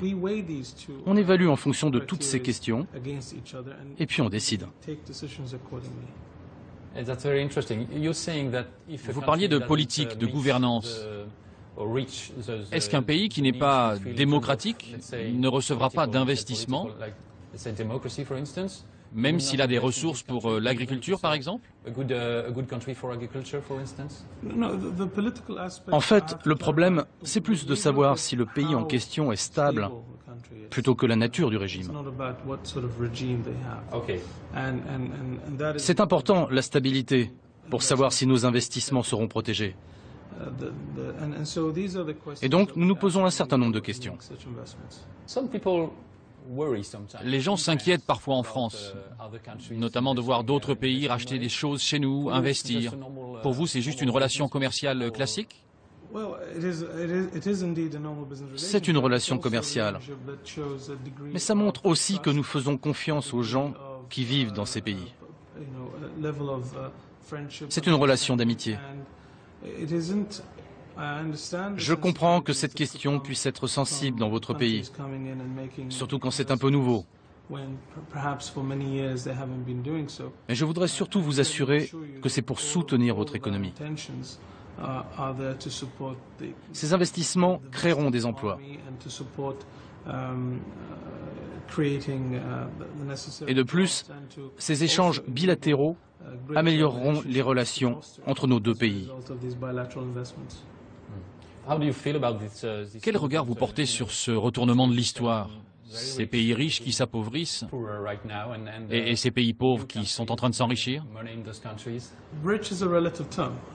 Riche, c'est un mot qu'il faut relativiser. Il faut faire attention lorsqu'on utilise ce mot. Je crois que le meilleur capital d'un pays, c'est son peuple. C'est une grande chance d'avoir une population éduquée, formée. C'est votre atout le plus important. La richesse, si on parle uniquement d'argent, ça va, ça vient. Ce qui reste, en revanche, c'est le capital humain. La capacité à produire de la prospérité, même quand ça va mal. On dit beaucoup que dans 30, 40 ans, vous n'aurez plus de pétrole et plus de gaz. Est-ce que tous ces investissements que vous faites aujourd'hui, ils sont destinés à préparer l'après-pétrole, l'après-gaz, de façon à à garder votre indépendance sur le plan économique? Oui, notre vision est très claire. En 2030, ce pays doit fonctionner sur une économie de la connaissance. Il faut donc se diversifier par rapport au pétrole et au gaz comme principale source de revenus. Et donner à la population un savoir-faire en matière de sciences, de recherche. Et tous nos investissements sont destinés à cela, pour soutenir cet objectif pour 2030. Tous ces investissements permettent de mesurer la puissance du Qatar dans le monde entier. Mais l'Émirat a une autre arme, médiatique celle-là, la chaîne d'information Al Jazeera. Al Jazeera est-elle une chaîne comme les autres, ou plutôt un instrument au service d'une certaine vision du monde? L'enquête est signée Samassoula et Antoine Morel.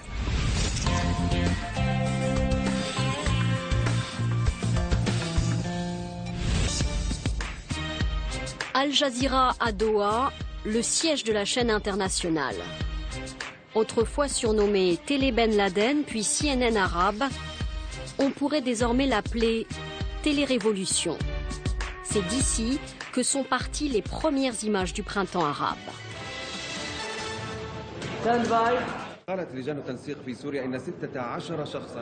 Aujourd'hui, Osman, le présentateur, est érythréen.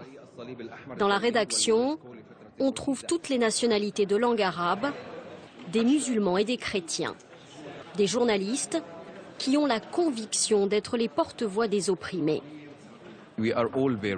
On est tous très fiers de travailler pour Al Jazeera. Parce qu'Al Jazeera appartient au peuple du monde arabe. Et je crois que chacun dans le monde arabe a ce sentiment. Et la population attend qu'Al Jazeera soit toujours là pour elle. Au cœur de l'événement, Al Jazeera s'invite chaque jour dans 50 millions de foyers arabophones. Pour son rédacteur en chef, la clé du succès, avoir donné la parole à la rue. Avant, les télés arabes appartenaient au gouvernement. Elles diffusaient la propagande d'État. Et puis Al Jazeera est arrivée en tant que chaîne indépendante, professionnelle, et elle a proposé tous les points de vue, toutes les positions. Et Al Jazeera ne diffuse pas qu'en arabe. Dans le bâtiment juste en face, la petite sœur anglophone, lancée en 2006. This is Al Jazeera. It's November the 15th, day one of a new era in television news. Dès son lancement, la chaîne avance ses cartes. Des journalistes déployés partout à travers le monde. Très expérimentés, la plupart sont recrutés à CNN ou à la BBC. Et même à France 24, la chaîne internationale française. Depuis 2 ans, cette Française est un des visages d'Al Jazeera en anglais. Ici, c'est vraiment le cerveau, le central nerve, le cerveau de l'antenne. C'est ici que tout se passe. Quand Al Jazeera est venu la chercher, Folie Batibo n'a pas hésité longtemps. Les salaires sont très bons. Je pense que, comme toute personne qui vient travailler au Qatar, c'est un attrait, c'est sûr. On s'occupe, comme on dit ici, chez nous, Al Jazeera, they take care of you. Voilà, parce qu'on they take care of you, on est bien payé, l'école des enfants est prise en compte, on est logé. De bons salaires, mais pas seulement. Si la chaîne attire des signatures, c'est aussi par son professionnalisme. Et pour Folie, Al Jazeera n'a pas de leçons à recevoir. On sait que c'est une chaîne sérieuse, c'est une chaîne qui a une certaine réputation.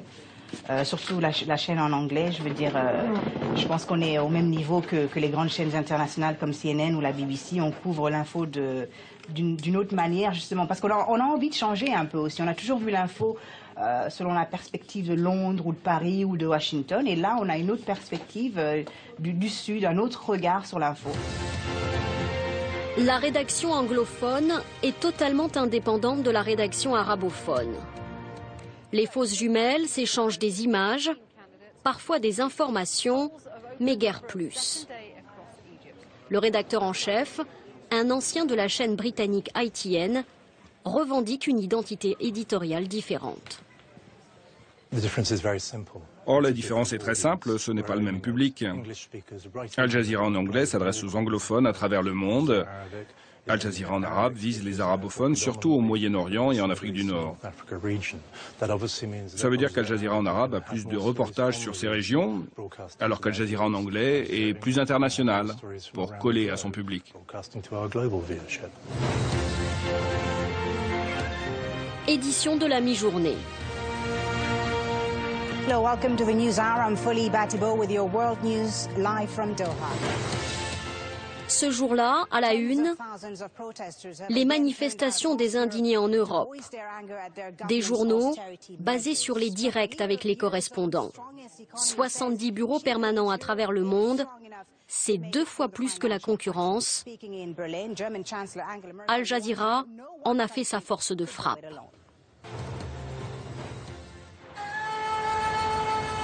Le Caire, la plus grande des capitales arabes. Depuis la chute de Moubarak, des dizaines de chaînes d'information se sont créées, mais Al Jazeera reste la référence. C'est le premier jour des présidentielles, des élections libres, une première historique en Égypte. Pour cet événement, la chaîne anglophone déploie 4 correspondants. So I just wanted to know who the presenter is, if there's any particular angle that they want to hit. La journaliste appelle Doha. Elle doit assurer les directs toute la journée. Shirin Tadros, égyptienne formée à Londres, est permanente au Caire et couvre le Moyen-Orient depuis 6 ans. Nos équipes ne sont pas parachutées ici. On est toujours là au long cours. On est là avant l'événement, pendant, et on reste quand tout le monde part. Et c'est pour ça que les gens font confiance à ce que l'on dit. La reporter va faire ses directs devant ce bureau de vote. Son équipe l'attend. Un garde du corps également. La discrétion est de mise. Pas de logo Al Jazeera, ni sur la caméra, ni sur le micro. En fait, Al Jazeera est une chaîne controversée. Parce que tu es Al Jazeera, il y a des gens qui vont t'ouvrir leur maison et te donner un accès incroyable que personne d'autre n'aura. Mais actuellement en Égypte, c'est soit l'amour, soit la haine. Et avec ceux qui ne t'aiment pas, c'est très difficile de travailler. Ils peuvent débarquer en plein direct, se mettre à crier et tout interrompre. La chaîne est devenue la bête noire des partisans de Moubarak. Dans ses bureaux au cœur du Caire, Mike Hanna est venu en renfort pour les élections. Ce reporter a aussi couvert la révolution égyptienne. 24 heures sur 24 sur la place Tahrir, malgré les coupures satellites imposées par le régime, la chaîne a montré le peuple en colère, la violence, la répression. Al Jazeera, que Moubarak appelait avec mépris la boîte d'allumettes, a couvert la révolution en direct. Et elle ne s'est jamais arrêtée depuis.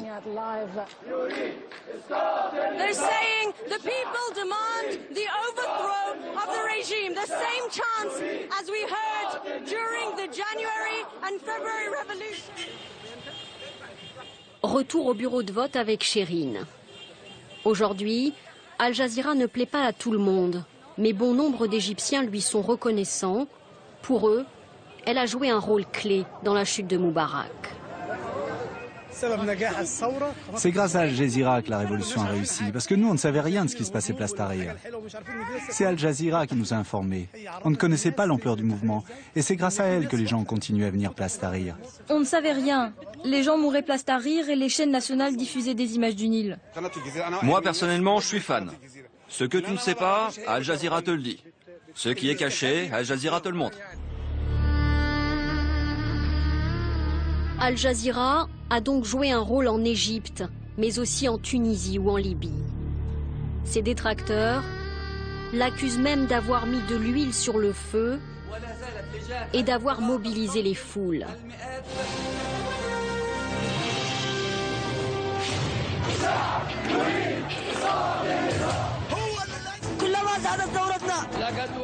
Une mobilisation orchestrée avec ses clips coups de poing, ses slogans montés en boucle, efficaces, parfois ambigus.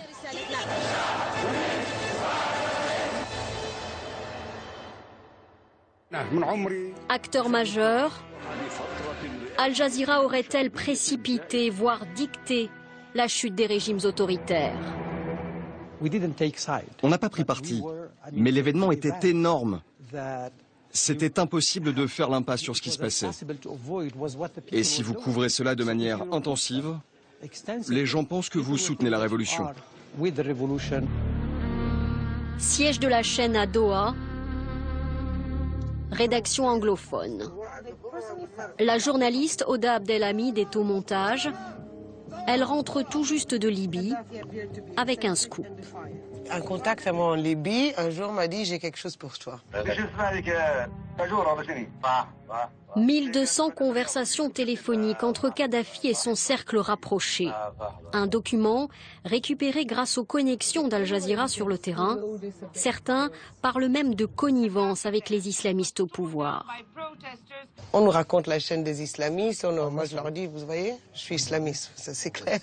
Quand je travaillais à la télévision américaine et qu'on voyait le Moyen-Orient, c'était au temps de la guerre de l'Irak et tout ça, c'était la même chose. On était les CIA, on était le porte-parole de la Maison-Blanche, de Bush, etc.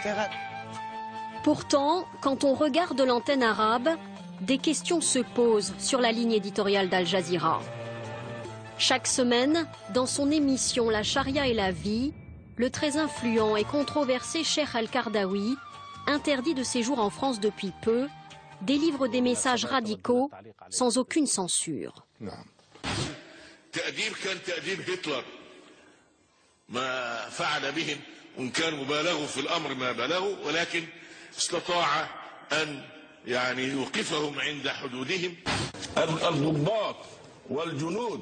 الذين يستطيعون أن يقتلوا معمر القذافي من استطاع منهم أن يطلق رصاصة عليه.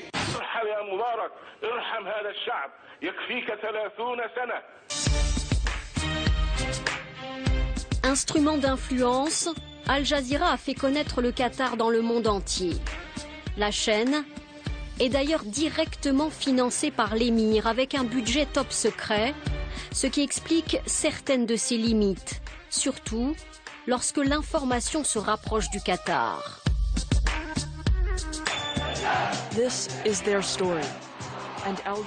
C'est le cas pour la révolte au Bahreïn. Si Al Jazeera en anglais a réalisé un documentaire sans concession montrant la révolte et la répression, ce reportage exceptionnel n'a jamais été diffusé sur la chaîne arabophone. Bien sûr, Al Jazeera en arabe parle aussi du conflit. Elle montre des images, mais la couverture est beaucoup plus timide. Rien à voir avec le traitement des autres révolutions. Pour ce spécialiste de la chaîne qatarienne, sur Bahreïn, Al Jazeera joue les funambules. Qu'elle doit tenir compte d'une manière précise des calculs de la diplomatie qatari et de sa volonté de ne pas mécontenter l'Arabie Saoudite, de ne pas trop favoriser donc les révolutionnaires bahreïnis qui pourraient donc renverser la monarchie et transformer la donne donc politique dans le pays du Golfe.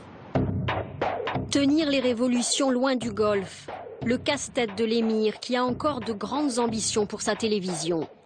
Après le serbo-croate, Al Jazeera va lancer sa chaîne en swahili et en turc. Dans le hall de la rédaction, un hommage à ses correspondants morts sur le terrain. Des journalistes héros, martyrs ou simples témoins au service d'une autre vision de l'information.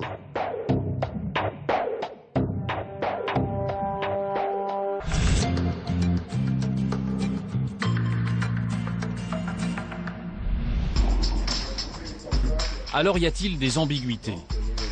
Nous rencontrons Naoufel Brahimi.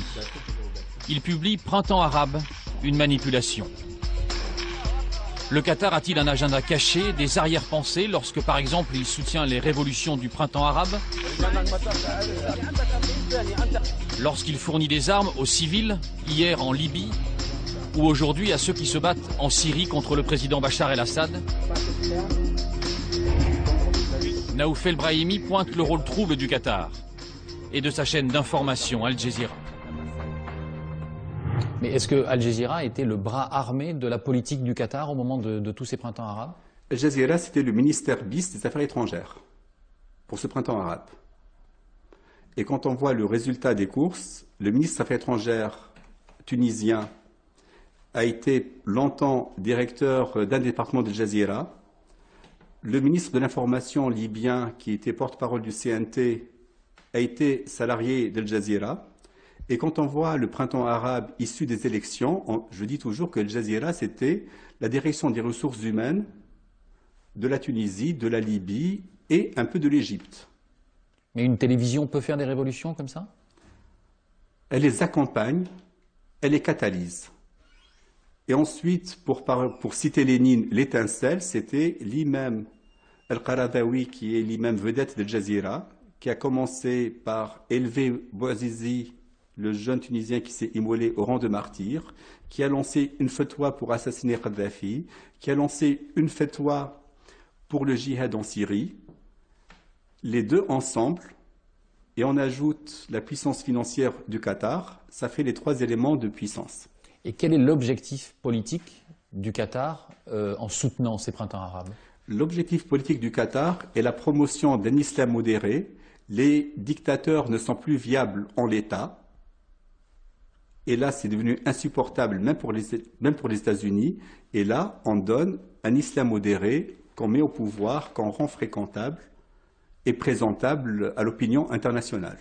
Le Qatar, en soutenant ces révolutions arabes, essaye de damer le pion d'une certaine manière à l'Arabie saoudite et de se faire bien voir éventuellement aux yeux de l'Occident également, de devenir la référence? Oui, après l'effondrement de l'Égypte, le monde arabe a toujours besoin d'un pays de référence centrale. Et là, le Qatar est candidat, d'une manière un peu trop visible. Est-ce qu'il y a un agenda caché sur le plan politique de la part des autorités qatariennes? L'agenda qui n'est pas très caché, c'est de se rendre un allié incontournable, ce qui est l'assurance vie. Lequel? L'allié incontournable de l'Occident, des États-Unis. C'est un allié qui soulage le trésor public américain parce que les Américains ne payent pas à ces révolutions-là. C'est un allié qui se met en avant, donc les Américains ne sont pas sur un sujet choc des civilisations. Et c'est surtout, c'est un allié qui a des ressources en termes de production de discours religieux plus crédibles que les discours religieux qui seraient produits en sous-main par les Américains. Et c'est pour cela que les Américains ont installé leur base au Qatar? Ils ont transféré leur base d'Arabie Saoudite au Qatar. C'est une victoire pour le Qatar, ça? C'était une victoire pour le Qatar et mécaniquement une défaite pour l'Arabie Saoudite. On a raison de faire confiance aux Qataris, nous l'Occident? À ce point-là, peut-être pas. C'est qu'il n'y a aucune distance et il n'y a pas d'analyse à long terme. À long terme, si on veut vraiment promouvoir des valeurs de démocratie universelle, le Qatar n'est pas le vecteur le plus indiqué. Ce n'est pas une grande démocratie, c'est ça que vous êtes en train de nous dire? Ça l'a jamais été. C'est un régime qui survit à des coups d'État et qui a vécu par des coups d'État. C'est le coup d'État permanent avant la lettre. Donc vous dites, attention, aujourd'hui le Qatar, ça nous arrange bien, ils ont beaucoup d'argent, une politique qui nous convient, mais à long terme, ça peut être dangereux. À long terme, ça peut être dangereux, oui.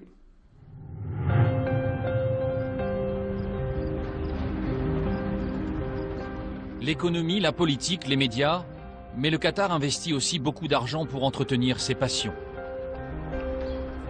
Depuis des siècles, ici, on a toujours adoré les chevaux. Dans les haras Al-Shakab, les haras nationaux, les pur sangs bénéficient de conditions d'entraînement exceptionnelles.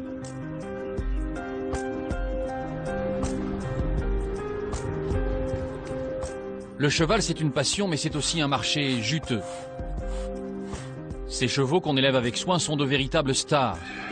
Ils seront revendus des fortunes partout dans le monde, ou sillonneront la planète en quête de victoires sur les champs de course les plus prestigieux, comme le prix de l'Arc de Triomphe, dont le Qatar est devenu le principal sponsor. L'Émirat investit des sommes colossales dans tous les sports, et notamment dans le football. On en sait quelque chose en France avec le rachat du Paris Saint-Germain. Le Qatar organisera même la Coupe du monde de football en 2022. Le sport, c'est un formidable outil de communication pour l'image de l'Émirat. C'est aussi un levier de puissance et d'influence. Reportage de Philippe Lespinasse et Mathieu Drejou.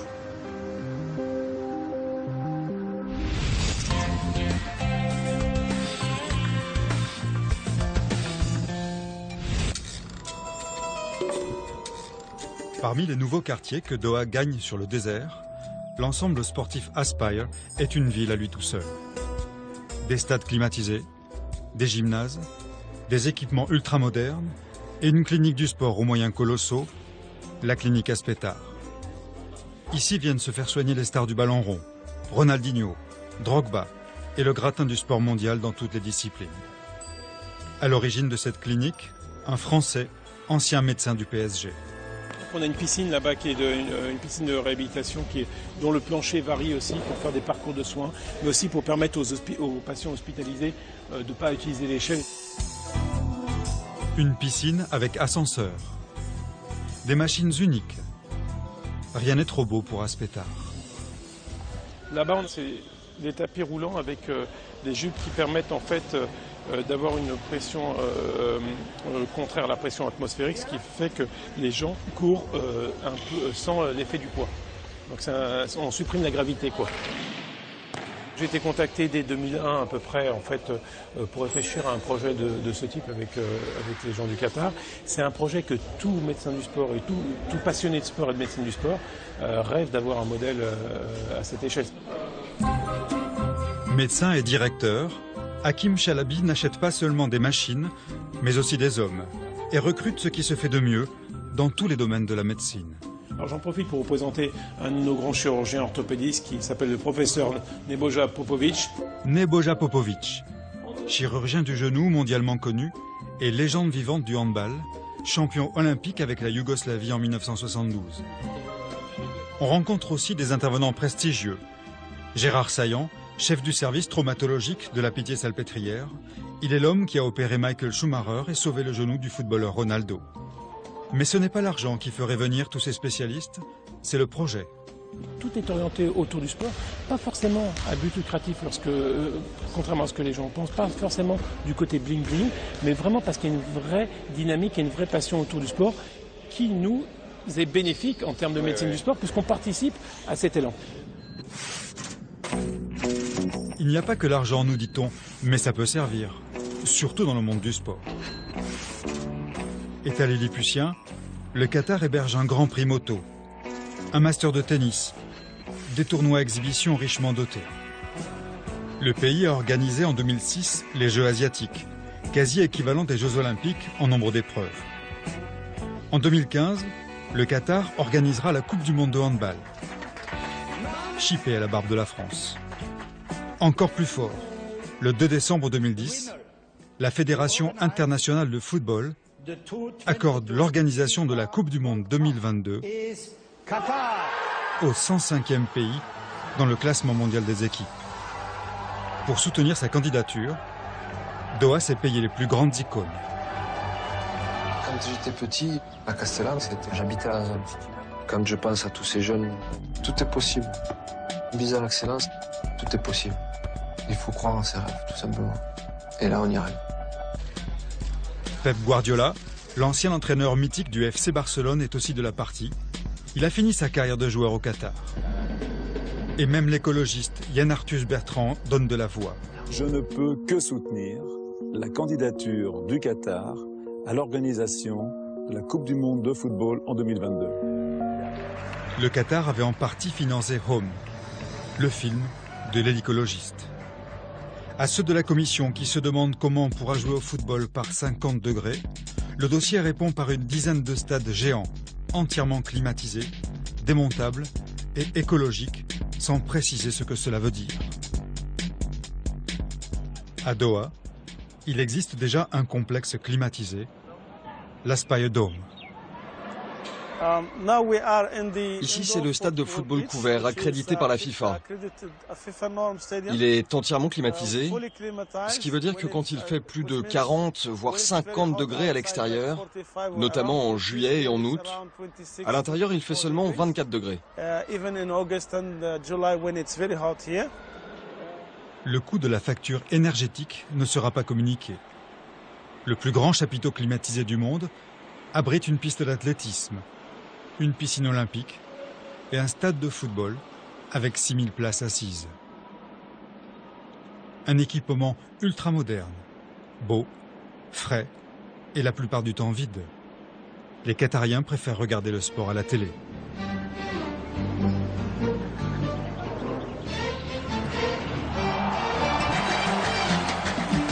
Diffusée dans tous les pays du Golfe Persique, l'émission Majlis parle de foot et rien que de foot, tous les soirs. Le foot d'Europe surtout, et un peu celui du Qatar. Superstar médiatique, Khalid Jassim est le présentateur de l'émission. Le principe de Majlis, c'est de représenter un salon typique. On discute, on boit, on mange. Il y a des chroniqueurs qui sont chacun des stars ou des célébrités et qui viennent de tous les pays du Golfe, du Qatar, des Émirats, d'Arabie Saoudite, du Koweït, d'Amman ou du Bahreïn, de tous les pays de la région. Au moment de l'obtention de la Coupe du Monde, nous avons gardé l'antenne de 4 heures de l'après-midi à 1 heure le lendemain, non-stop, 18 heures d'antenne. 18 heures d'antenne en direct. Et comme à la maison, on n'hésite pas à chambrer.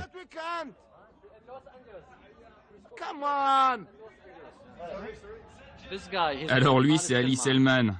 Il a mis 2 buts à la France à Los Angeles en 1984 pour les Jeux Olympiques.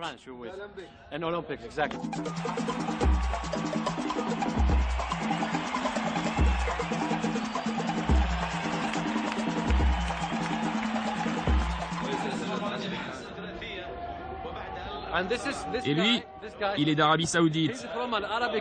Le club qu'il soutient perd tout le temps. Regardez-le, il gagne jamais. En plateau, les chroniqueurs mangent, boivent et prient pendant que l'émission continue.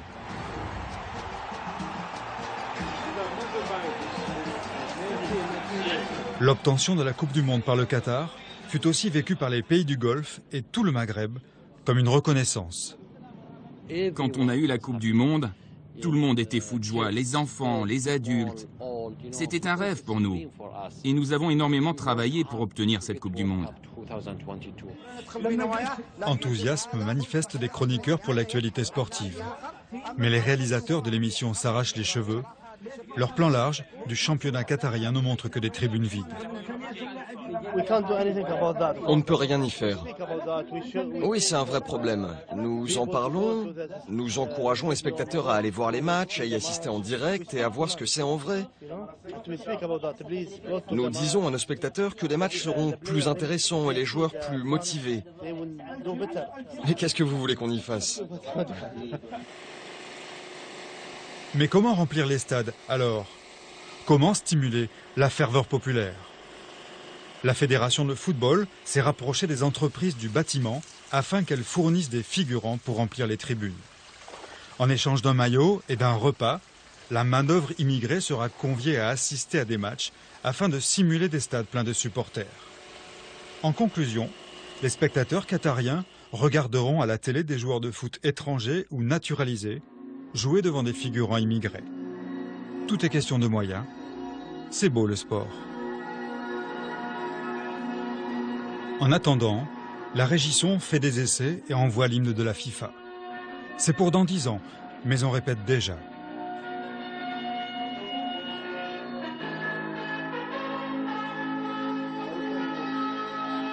Devant ces tribunes vides, on est en droit de se demander pourquoi le Qatar fait autant d'efforts en matière de sport. Pour ce spécialiste de géopolitique, le Qatar, coincé entre 2 puissants voisins, l'Iran et l'Arabie Saoudite, utilise le sport comme le meilleur des boucliers. Lorsque le Qatar investit dans le sport, il ne se paye pas une danseuse. Ce n'est pas pour faire plaisir à la famille régnante que l'on investit dans le sport. C'est également un calcul de long terme. Investir pour exister, pour être un point sur la carte, pour se faire connaître. Et cela, dans un monde globalisé, il n'y a pas beaucoup de moyens. Il y a effectivement les médias, Al Jazeera et le sport qui est immédiatement connu dans le monde entier, qui a une image positive, qui a une image valeureuse, sympathique et en tous les cas très populaire. Et donc, en investissant sur le sport, le Qatar est un endroit sur la carte. L'émir du Qatar, l'émir actuel, un jour est allé en Angleterre et à la douane, il n'était pas encore sur le trône, à la douane, on lui a demandé où était le Qatar, qu'était ce pays. plus personne, plus aucun douanier aujourd'hui ne poserait cette question. Ainsi, dans cette gigantesque entreprise diplomatique et sportive, le Qatar sponsorise plusieurs équipes européennes. Le FC Barcelone, l'équipe de Malaga et convoite Manchester United pour 2 milliards d'euros. En France, l'Émirat s'est acheté le Paris Saint-Germain pour 300 millions d'euros, une bouchée de pain, et convoiterait même le Stade de France pour y faire jouer son équipe. Objectif, créer rapidement et de toutes pièces un grand club européen en achetant des joueurs de classe mondiale, comme Thiago Silva, capitaine de l'équipe du Brésil, et la superstar suédoise Zlatan Ibrahimovic. Record des transferts en Ligue 1 et salaire de 14 millions d'euros par an, net d'impôts. Dans la foulée, Qatar Sport Investment achète le PSG Handball et recrute comme à son habitude une pléiade de stars, dont 3 joueurs français champions olympiques. Lucas Ballot, Didier Dinard, Samuel Enrubia. Et pour compléter cette nouvelle Dream Team du handball, le joueur actuellement considéré comme le meilleur du monde, le Danois Mikkel Hansen. Dernière venue parmi les chaînes de télé, beIN Sport, la chaîne sport d'Al Jazeera, qui achète des matchs et vient concurrencer TF1 et Canal+ sur leur terrain. Le Qatar a les moyens de ses ambitions et comme le dit le cheikh sultan Al Thani, celles-ci ne sont pas que sportives. L'argent, ça aide à achever les buts. Mais l'argent sans vision, ça sert à rien. Et nous, on a une vision. Et on jette pas l'argent pour n'importe quoi. Nous, les gens nous ont pas pris au sérieux. Alors on a commencé vraiment du plus bas. Et bien sûr, avec la vision et aussi l'argent, on a pu communiquer notre message. Le Qatar avait déjà investi des milliards d'euros en France avant l'achat du PSG à l'été 2011, on en parlait très très peu. Le simple achat du club de la capitale avec, il est vrai, la Tour Eiffel sur l'écusson et puis le club dont on parle a donné une visibilité médiatique sans commune mesure avec les investissements précédents du Qatar. Mais c'est toujours un peu pareil dans le sport. Finalement, le FC Barcelone, c'est une PME à l'échelle économique, c'est plus connu dans le monde que Pepsi Cola. Dans sa quête de reconnaissance et de visibilité, le Qatar ne peut que continuer sa course en avant. Retour à Doha, où dans le centre-ville trône le bâtiment du comité olympique, sorte de super ministère des sports dirigé par le prince héritier dont la stratégie consiste à obtenir les Jeux olympiques, tôt ou tard. Christian Dumont a déjà supervisé la construction d'un stade olympique, le fameux nid d'oiseaux à Pékin. C'est lui qui est en charge de l'organisation des futurs travaux pour une grande compagnie du BTP. C'est peu dire qu'il va y avoir du boulot. Là, nous sommes pratiquement en plein sur la future arena. Là où on est sera le centre de cette arena qui fera à peu près, je sais pas, 120-130 mètres sur 80-90 mètres. Hein. Juste ensuite, là, donc, dans cet alignement, là, on aura tout ce qui est cycliste, c'est-à-dire il y aura le vélodrome, Là seront construits tout ce qui est natation, ouvrage pour accueillir la natation synchronisée, la fosse pour les plongeons. Là, ce sera VTT. Ils vont reconstruire carrément des petites collines hein, pour accueillir les épreuves de VTT. Il y a une autoroute qui passe, hein, mais c'est tout.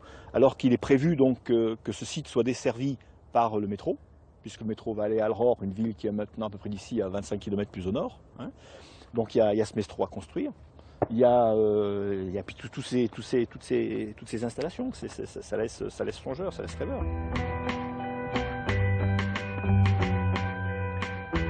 Devant le stade Aspire, 3 travailleurs philippins entretiennent les anneaux olympiques à grand renfort de seaux d'eau. Problème, la candidature du Qatar vient d'être retoquée pour la 2e fois par le comité olympique. Ce n'est sans doute que partie remise. L'émir a dit qu'il était plus important d'être membre du CIO que de l'ONU.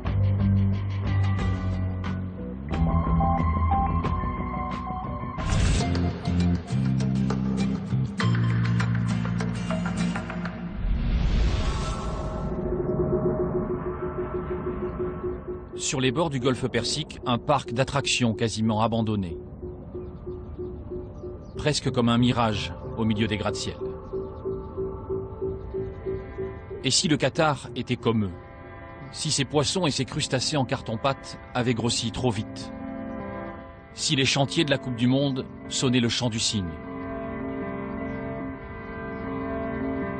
C'est l'histoire qui jugera. Une fois tarie la source de sa richesse, l'émirat mourra-t-il asphyxié d'avoir vu beaucoup trop grand? Ou profitera-t-il paisiblement pendant longtemps d'avoir su si bien préparer l'avenir?